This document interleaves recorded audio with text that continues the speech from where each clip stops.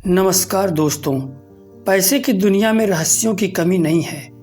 हम सब सोचते हैं कि ज़्यादा पैसे होने से खुशियाँ बढ़ जाएंगी, हमारी समस्याएं खत्म हो जाएंगी। लेकिन क्या आपने कभी सोचा है कि पैसे हमारे मन के खेल से कितना जुड़ा हुआ है? मनी की साइकोलॉजी यानी पैसे की मनोविज्ञान को समझना असल में हमारी सोच और भावनाओं को समझने जैसा है।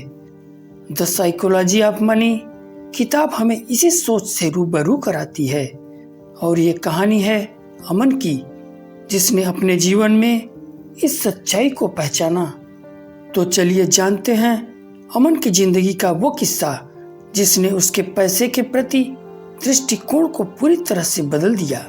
एक गांव में एक साधारण से परिवार में अमन नाम का एक लड़का रहता था। वह बचपन से ही पैसे को लेकर बहुत जिज्ञासु था।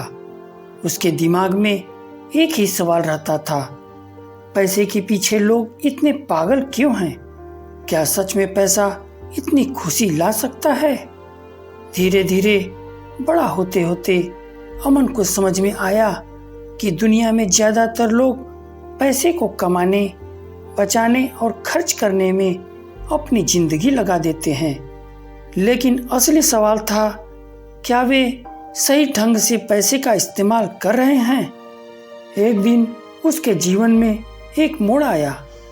एक बुजुर्ग व्यक्ति जो गांव में बड़े सम्मान के साथ देखा जाता था, अमन से मिले और बोले, अमन, पैसा सिर्फ साधन है, लेकिन पैसे को समझना असल में समझदारी है।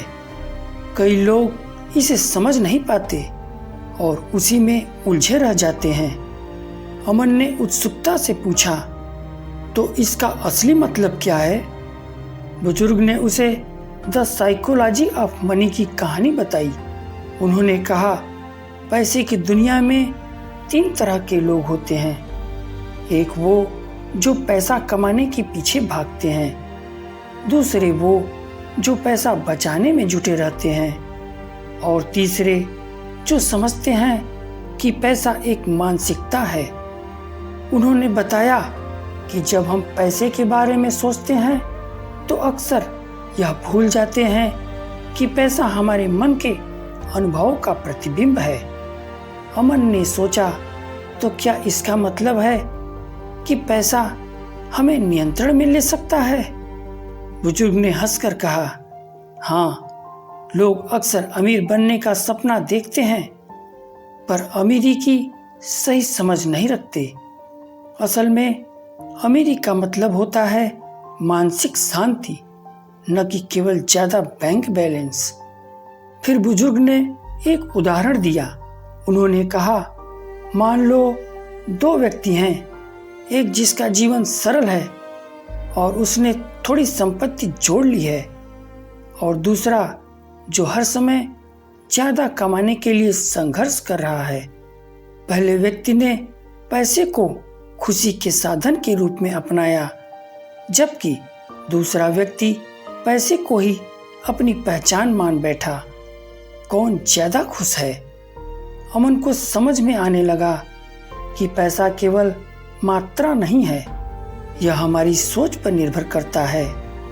बुजुर्ग ने उसे एक और बात बताई, कभी कभी हमें भविष्य के बारे में सोचना जरूरी है। लोग केवल आज के लिए खर्च कर देते हैं, लेकिन असल समझदार वह है जो भविष्य की सुरक्षा भी देखता है। उन्होंने कहा, लोग अपनी इच्छाओं को बढ़ाने में जुट जाते हैं। कभी कार चाहिए तो कभी बड़ा घर, लेकिन क्या तुम्हें पता है, असली खुशी छोटी छोटी चीजों में होती है। पैसे से खरीदी चीजें हमारी इच्छाओं को शांत नहीं कर सकती। हमें यह समझना होगा कि कब शुरू करना है। इसी कहानी ने अमन की जिंदगी बदल दी। वह समझ गया कि पैसे का खेल उसके मन के खेल से जुड़ा है। उसने यह ठान लिया कि वह अपने जीवन में पैसे को केवल एक साधन मानकर चलेगा, न कि उसे अपनी पहचान बनाएगा।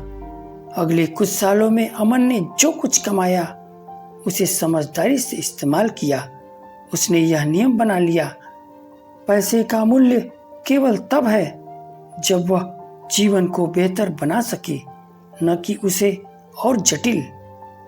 यह कहानी अमन की है, लेकिन इसमें एक गहरी सीख छुपी है। द साइकोलॉजी ऑफ मनी हमें यह सिखाता है कि पैसा केवल हमारी बाहरी संसाधन नहीं है, बल्कि यह हमारे विचारों और अनुभवों का प्रतिबिंब है। यह किताब हमें बताती है कि धन को कैसे देखा जाए, कैसे बचाया जाए और सबसे महत्वपूर्ण कैसे इसे समझा जाए। पैसे के बारे में हमारी मानसिकता ही हमारे जीवन को सरल या जटिल बना सकती है। तो क्यों न हम पैसे की इस सच्चाई को समझें और अपने जीवन में संतुलन लाएं। आपके channel RJ Hindi book summary की तरफ से दिल से धन्यवाद। आपके समर्थन और प्यार ने हमें यहाँ तक पहुँचाया है। हम आपके लिए लगातार प्रेरणादायक और ज्ञानवर्धक किताबों की संक्षिप्तियाँ लाते रहेंगे। आपके साथ मिलकर इस सफ़र को और भी रोमांचक और फायदेमंद बनाने का वादा करते हैं। आपका साथ हमारे लिए बहुत मूल्यवान है। जुड़े रहें, सीखते रहें और अपने जीवन को बेहतर बनाने के लिए प्रेरित होते रहें। धन्यवाद।